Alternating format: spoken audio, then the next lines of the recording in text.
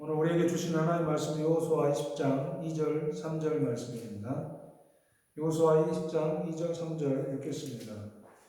이스라엘 자손에게 말하여 이르기를 내가 모세를 통하여 너희에게 말한 도피성들을 너희를 위해 정하여 부지 중에 실수로 사람을 죽인 자를 그리로 도망하게 하라. 이는 너희를 위해 피해 보복자를 피할 것이니라. 아멘.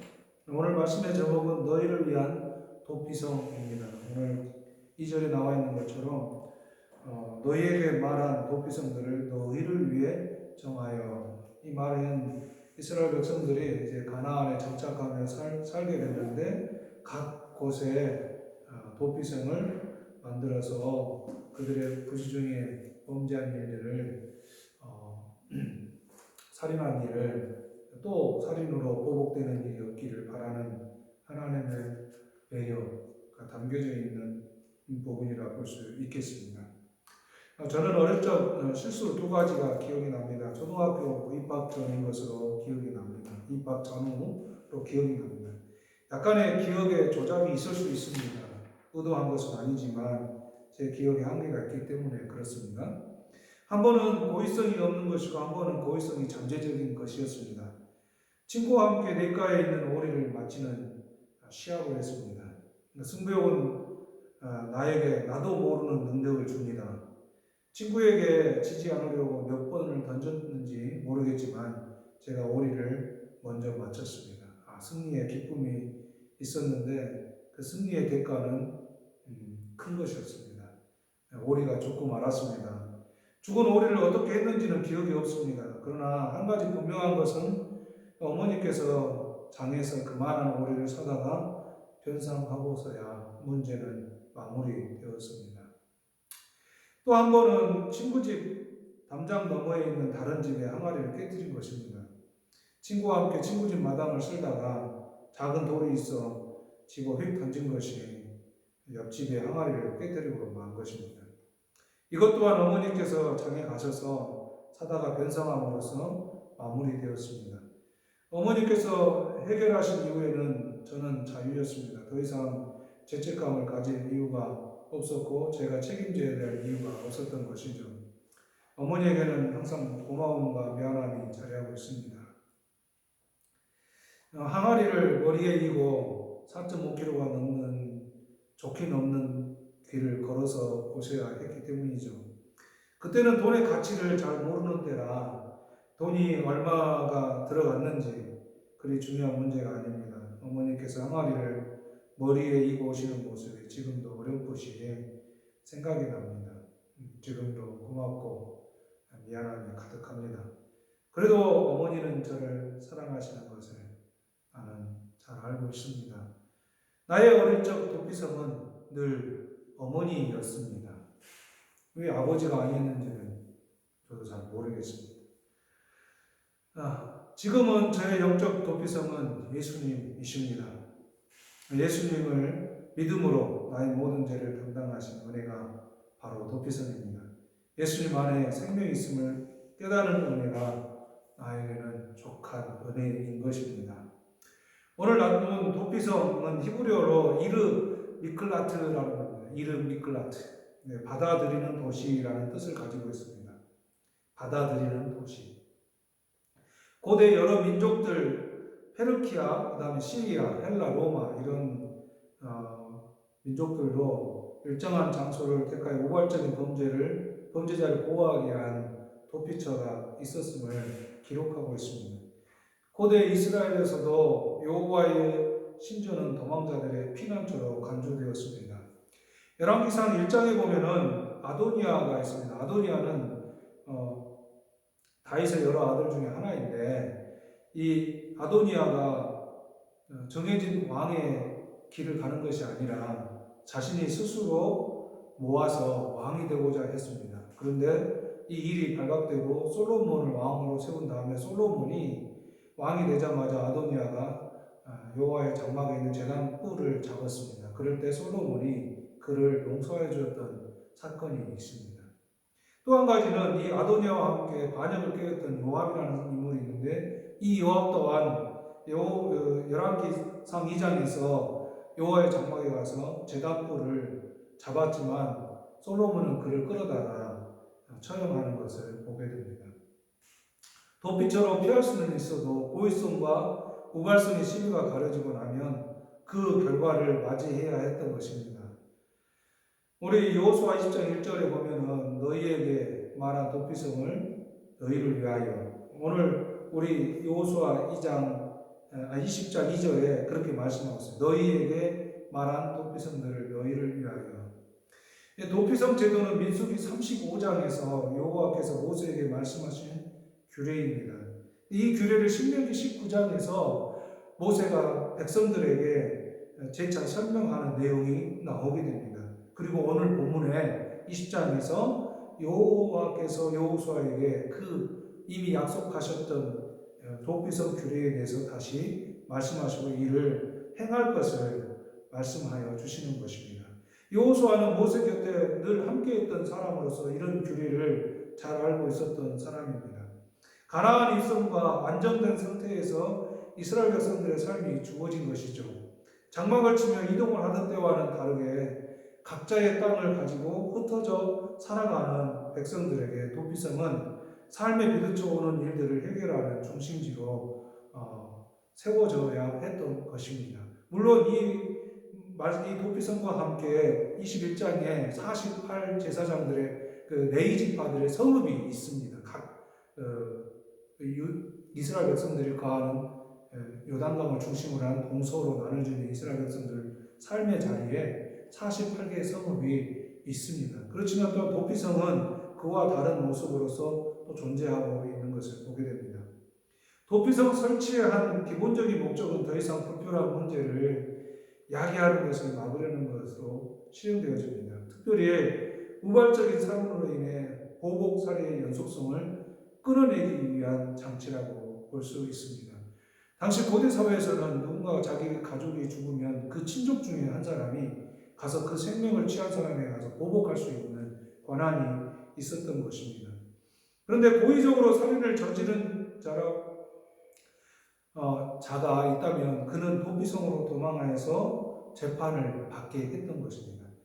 고의적으로 당한 사람뿐만 아니라 이렇게 우발적으로 살인을 저지른 사람도 동일하게 도피성으로 도피해서 그들이 공정한 재판을 받을 수 있는 시간을 갖게 기회를 주었던 것입니다. 비록 그가 이제 고의적으로 살인을 했다는 것이 밝혀지게 되면 거기서 보호를 받을 수가 없고 쫓겨나게 되는 것이죠. 도피성은 이스라엘 백성들이 거주하는 곳곳에 세워지는데 6곳으로 나뉘어져 세워집니다. 이 도피성으로 가는 길은 상당히 넓게 잘 닦여졌다고 합니다.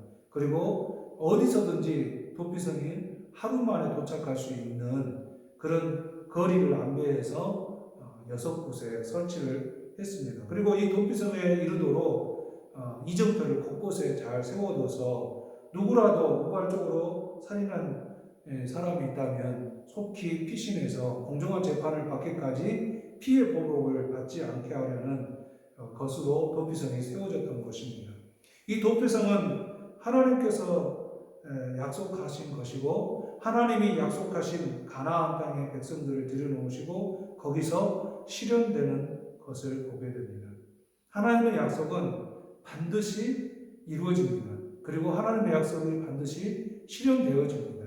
우리는 그것을 오늘 도피성 사건을 통해서 볼 수 있는 거예요. 도피성이 설치되고 있다는 것은 이스라엘 백성들이 약속받은 가나안 땅에 이제 정착하기 시작했고 그 정착한 땅에 하나님의 약속대로 도피성이 세워지고 있는 것이다. 이렇게 말할 수 있는 것입니다. 하나님의 약속을 현장에서 느끼며 살아가는 백성들이 바로 도피성을 바라보는 모습일 것입니다. 백성들에게 필요한 것은 하나님의 약속을 상기하고 규례를 기억하면서 살아가는 모습이 되어야 할 것입니다. 개인의 소유가 주어진 삶의 자리에서 살아가는 이들에게 각자의 이해관계가 얽혀 있는 현장이라고도 볼 수 있습니다. 도피성은 인간들의 의도하지 않은 상태에서 저질러지는 생명 파괴에 대한 보호를 주기 위한 것입니다. 오늘날 살인에 대해서는 의도적이든 그렇지 않든 생명을 해한 죄의 값을 치러야만 합니다. 생명을 해한 일이 감옥에서 옥살이를 조금 한다고 해서 돌이킬 수 있는 일은 아니라는 것 우리 모두가 잘 압니다. 그럼에도 그런 제도는 결국 살아있는 자나 또 고의든 고의가 아니든 살인을 저지르는 그 생명의 소중한 인격을 보호하고자 하는 것이라고 보여줍니다. 생명의 소중함은 모두에게 주어진 그런 것이다. 이렇게 말씀드릴 수 있습니다. 그리고 또한 보호받아야 될 의무가 있는 것이죠. 권리가 있는 것이죠. 육적인 보호는 이런 법적인 제도를 통해서 보호를 받을 수 있습니다. 그렇다면 우리의 육으로 끝나는 인생이 아닐 텐데 영적인 보호는 어떻게 받게 되는 것입니까? 인간은 육체의 삶이 전부가 아닙니다. 어떤 사람도 육체로 끝날 것으로 여기지 않을 것입니다. 믿음의 사람이든 아니든 관계없이 영의 세계를 부정하는 사람은 없을 것입니다. 이런 이야기가 있어서 함께 나눠보고 싶습니다. 흔한 예이기는 하지만 그리스도인이 택시를 타서 택시 기사에게 예수님을 믿고 구원받고 천국에서 영원한 삶을 사시기를 권하는 전도를 했습니다. 택시 기사가 대뜸 하는 말이 천국이 어디 있습니까? 천국과 지옥이 어디 있냐고요. 사람이 죽으면 끝이지 더 있기는 뭐가 있다는 말입니까? 이렇게 대답을 했습니다. 그러자 이 전도자가 그럼 지옥에나 가세요 라고 했더니 버럭 화를 냈다고 합니다. 천국 지옥이 어디 있냐고 죽으면 끝이라고 했더니 택시 기사 분께서도 죽어서 지옥 가세요 라고 하는 말에 화를 냈다는 것은 그의 내면 안에 영원한 생명에 대한 그 사모함이 존재하고 있다. 이렇게 볼 수 있습니다. 인간의 내면은 영혼의 생명을 늘 사모하는 모습으로 살아갑니다. 어쩌면 인간의 그 영원한 생명을 사모하는 그 자신의 그 영혼은 오히려 정직한 것 같아요. 왜냐하면 오늘 택시기사의 그 예화처럼 아무것도 믿지 않는다. 천국도 지옥도 믿지 않는데 그럼 지옥 가세요. 그러니까 대뜸 하는 말에 화를 내는 거 보면 그의 영혼은 정직한 거예요. 그 영혼 안에서 내세가 있구나. 영원한 생명이 있구나라는 것을 본인이 감지했던 느끼지 못했던 관계없이 그는 정직하게 대답을 하고 있는 것입니다. 정직하지 못한 건 뭐냐면 육체를 입은 인간입니다. 이성을 가진 인간입니다. 육체와 이성을 가진 인간은 정직하지 못해요. 왜냐하면 육체가 전부인 것 같고 이성이 모든 것을 해결할 것 같기 때문입니다. 그래서 육체와 이성을 가진 우리 인간들은 영혼에 대해, 영원한 생명에 대해 정직하지 않습니다. 늘 정직하지 않을 뿐더러 우리가 영원한 생명에 대해서 편견을 가지고 살아가는 것을 보게 되는 것입니다. 우리는 그렇게 죄를 지음으로 우리의 영원한 생명을 잃어버린 것입니다. 그 영원한 생명을 잃어버린 자들에게 그의 영혼이 도피할 수 있는 도피성이 어디일까요? 예수님이십니다. 예수님이십니다. 우리는 영원한 삶을 계획할 능력이 없습니다. 인간에게 아무도 영원한 생명을 설계하도록 그리고 그 설계한 것을 그렇게 살아내도록 보장된 인간은 아무도 없다는 말씀입니다. 우리 인간들을 향해서 하나님은 죄인이기에 아무도 그 의에 이룰 수 없음을 분명하게 말씀해 주십니다. 우리는 영원한 삶에 대해 막연함, 무지함이죠. 막연함이 나의 영혼에 살해를 감행하는 영혼 살해자입니다. 우리는 부지 중에 행한 것이니 영혼 살해자인 내가 도피할 도성은 예수님밖에 없습니다.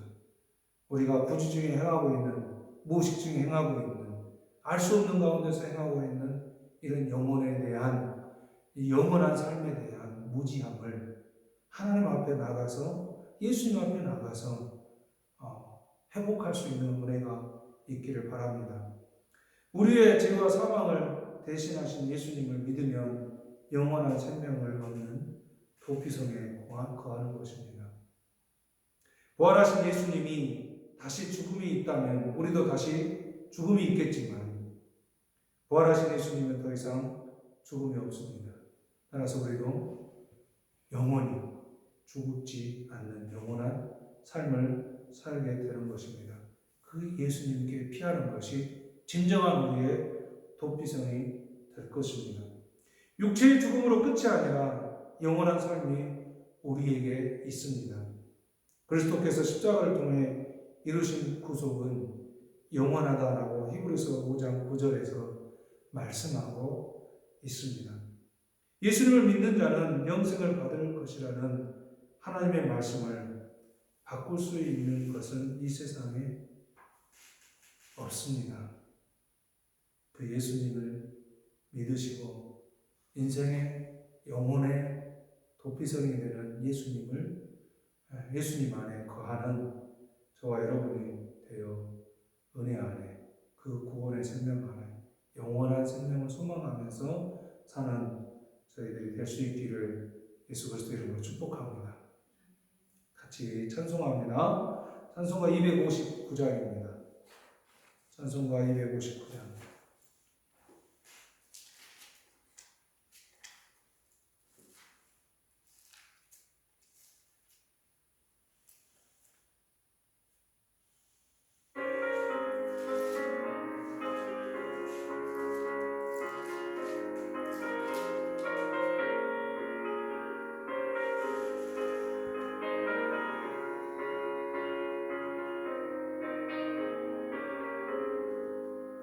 예수 십자가에 흘린 피로써 그대를 씻기어 있는가.